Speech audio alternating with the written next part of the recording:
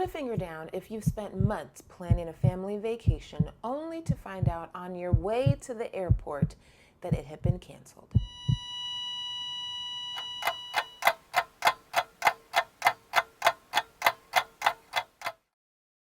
Have to stay up until 2 o'clock before we get on the flight. And this is the shenanigans that's going on right now. Yep. What do we decide? What is it? Switch. You don't be out. This is the shenanigans. At 12:30 in the morning. Okay, we're gonna go to music. I can't do that. Let me tell y'all what happened. So me and my husband have both had Japan on our bucket list forever. Long before we even met each other, the goal was to go to Japan. Then we find out that his oldest daughter loves anime and that she's also always dreamed of going to Japan. So what did we do? Oh, you're graduating this year? Family trip to Japan. We're gonna make it happen. We're doing it. We bought our tickets to go to Japan way back in March. As soon as we decided to go, we figured out the dates and we booked our flights, and we booked business class tickets. Okay, we didn't want to be in the back. That's a long flight to be squished up on any airline. I don't care what airline you're on. If you in the back, this much space. Anyway, our flight was at 6:30 a.m. leaving out of Fort Lauderdale. We were going to connect in Dallas and then get to Japan. On our way to the airport, we get that wonderful, dreaded text message from American Airlines that your flight to Dallas has been canceled due to weather. We get to the airport. Mind you, there's 4,000 people who are also stranded who were trying to get to Dallas.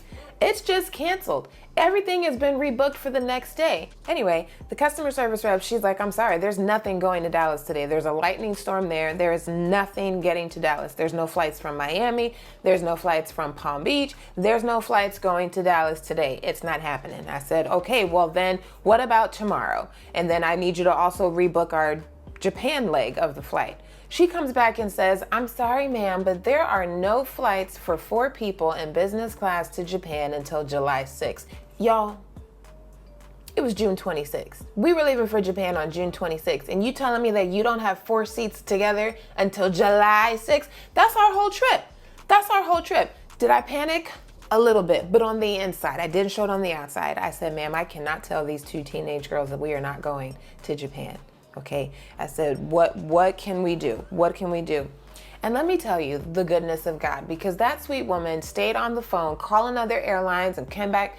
No, they ain't got nothing. And she called another one and she on hold forever. She's got her little phone on hold waiting to try to sort us out while she's still helping other people that got rerouted from Dallas on the side. And then you got people being nasty, and I was like, listen, it's not her fault. So what you're not gonna do is come up here and try to bully her. She's trying to help everybody calm it down. That's one thing I tell you, I don't like bullies. But anyway, moving on. So 2 hours, this young lady is working on it, and she came back and she said, I'm sorry, there is nothing available in business class. And then I didn't move. Something, Holy Spirit told me, just wait, just wait. So we didn't say anything. I didn't panic. I didn't say nothing to my husband. The girls are sitting in the car waiting. And then she came back and she said, you know what? I'm going to help you guys. And hopefully I don't get in trouble for this, but I'm going to help you. So give me a second. And she starts clickety clack, clack, clacking on the way. And I'm just sitting here like, I don't care if we end up in the back of Spirit Airlines. I mean, listen, I didn't want to fly Spirit. That wasn't an option because we want to actually get there. Okay. I ain't fooling with Spirit for an international flight. I don't care what y'all do, but I'm not fooling with Spirit. But anyway, she clickety clack, clacking away. And she said, okay, this is what we're going to do. I'm going to send you to San Francisco. You're going to have to stay there the night, and then you'll get on a flight from there to Japan tomorrow. We will give you a voucher for the hotel. Here's vouchers so you guys can get something to eat. I'm going to put you on JetBlue, and then your flight to Japan will be on United. That's all I got. And I said, we'll take it. Didn't ask no questions. Didn't ask where the seats were. We're going to Japan. And we get to the JetBlue line and our ticket said Mint. We didn't know what that meant, so we just got in the regular line with all the other peasants. Turns out Mint was first class, baby! First class, baby! Anyway, she bumped us up to first class, and first class was fancy, y'all. Take a look. Y'all, JetBlue wasn't playing no games. Look at these seats. You can lay all the way down, baby. Do it again. Do it again. What y'all saying? So they had this comfort in a snap, which was basically a blanket that pretty much felt like it turned into a bed. Of course, we got our first class drinks. Jazz didn't like it, so I said, I'll taste it. And I was like, nope, too strong, no thanks. And then we got to look at all of our amenities. We had sunscreen, we had lip gloss, we had lotion, there was toothpaste and a toothbrush, socks, a little place for your shoes, and just more goodies. All kinds of first class goodies. You already had your own bottle of water. Jazz was really excited, as was I. Oh, then we had a remote so you could control the TV and the games.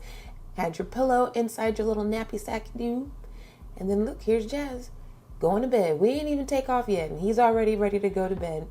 Bye, folks. Playing with the match. First class with JetBlue, you also get these fancy dancy noise canceling headphones, not the cheap little earbuds. Then it was time for snacks. I ordered one of everything, and Jazz fell asleep, so I ate mine, and I'm not gonna lie, I ate his too. Mint first class on JetBlue, 10 out of 10. We recommend. So, unexpected stop. We are in Seattle. We're in San Francisco. Listen, I've been flying so long. Stand corrected. We are in San Francisco. All right, day 2, we ready to go. We got to United, and guess what? She hooked us up. We was in business class. We fancy, y'all. Look at this flight from San Francisco to Japan. San Francisco, at the San Francisco Bridge.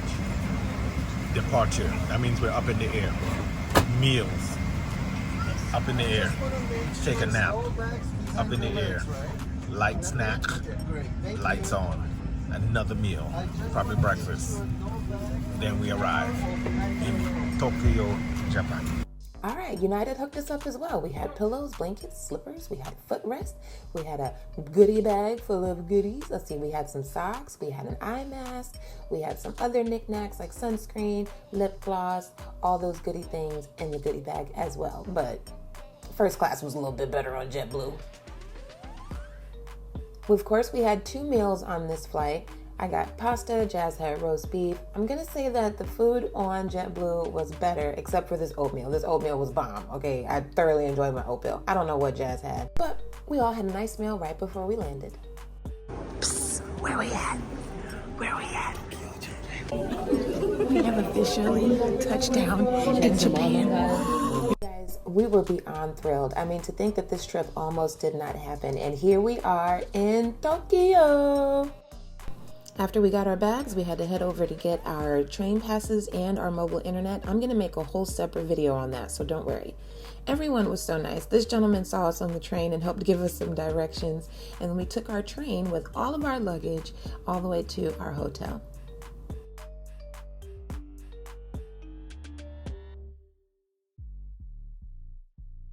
The next stop is Showajima, MO5.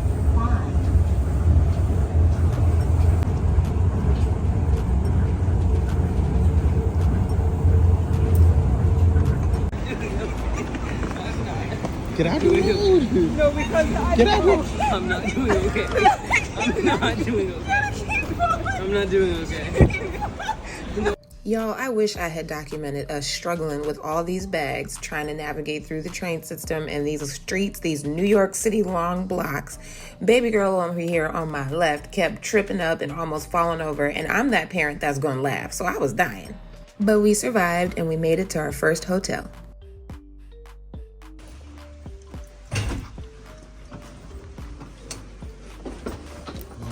Look at this.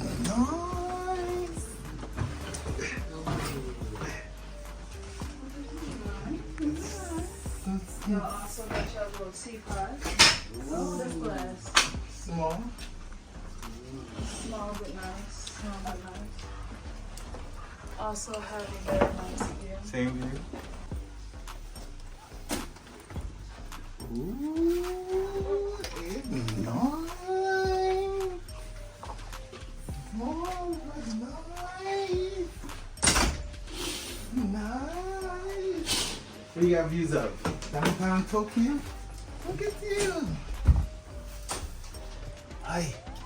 Once we got settled in for the hotel, it was time to find some food. We decided to be adventurous and not eat at the hotel, so we decided to walk a little bit, and we found our first infamous 7-Eleven, which everybody on Tickety Talks is always talking about these 7-Elevens compared to ours. And listen, if you're from New York City, it's a bodega, okay? Everybody on TikTok acting like their Japanese 7-Eleven is the best thing since sliced bread. It's a bodega, okay? You get your snacks, you get your random household supplies, you get the little things that you need, maybe heat something up. It's a bodega, okay? So don't mean to bust your bubble, but the Japanese 7-Eleven is basically a bodega, okay, on the corners of New York City, and I think Chicago has bodegas as well. But we didn't find anything that was too appetizing, lots of snacks and things, and we were hungry, so we kept walking until we found a restaurant that was open. It's our first night. First night, baby. Everybody jet lag. Thank you. So we settled on getting some Thai food for our first night. Close enough. Good. So this was new. The restaurant gave us cold towels to wipe our hands and our face, get cleaned up for dinner, which I thought was cool. Except the palm leaves.